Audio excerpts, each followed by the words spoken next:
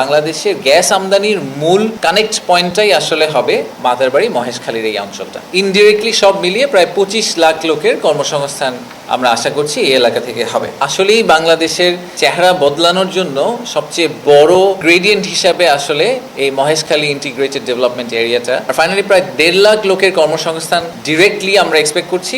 Indirectly সব মিলিয়ে প্রায় 25 লাখ লোকের কর্মসংস্থান আমরা আশা করছি এই এলাকা থেকে হবে। This is a beginning of a very very long term plan, but আমরা যদি এটাকে সফলভাবে করতে পারি, আসলেই বাংলাদেশের চেহারা বদলানোর জন্য সবচেয়ে বড় গ্রেডিয়েন্ট হিসাবে আসলে এই মহেশখালী ইন্টিগ্রেটেড ডেভেলপমেন্ট এরিয়াটা আপনি চিন্তা করতে পারেন।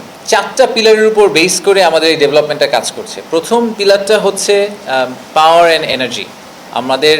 আপনারা সবাই জানেন যে আমাদের পাওয়ার জেনারেশনে একটা অনেক বড় অগ্রগতি হয়েছে, কিন্তু এখনও আমরা এক্সপেক্ট করছি যে আমাদের পাওয়ার জেনারেশনে আরও রিকোয়ারমেন্ট তৈরি হবে এবং এসব ইন্ডাস্ট্রিয়াল পার্ক হলে আরও বেশি তৈরি হবে।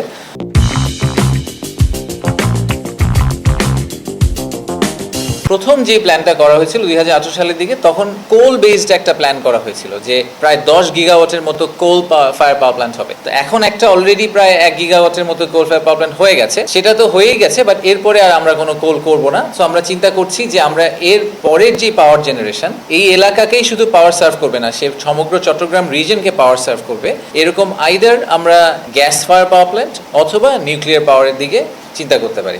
সোলার করার মতো আমাদের হয়তো এত হাই ভ্যালু ল্যান্ডে আমাদের জন্য লজিক্যাল নাও হতে পারে, যেহেতু এই জায়গাটা একেবারেই সমুদ্র বন্দরের পাশে। তাই আমরা কম জায়গা নিয়ে কিভাবে অনেক পাওয়ার জেনারেট করা যায় এই ধরনের পাওয়ার সোর্সের কথা চিন্তা করবো। আমাদের গ্যাসের বড় সংকট আছে। গ্যাসের বড় সংকটের একটা বড় কারণ হচ্ছে যে আমরা গ্যাস আসলে আমদানি করার মতো আমাদের ওই ল্যান্ডিং পজিশনটাই নাই। আমরা 2টা FSRU দিয়ে অপারেট করি, তো ল্যান্ড বেস 2টা FSRUর কথা আমরা এই মাস্টার প্ল্যানে রাখার চেষ্টা করছি। তার মানে যখন এই জিনিসটা চালু হয়ে যাবে, তখন বাংলাদেশের গ্যাস আমদানির মূল কানেক্ট পয়েন্টটাই আসলে হবে মাদারবাড়ি মহেশখালীর এই অঞ্চলটা।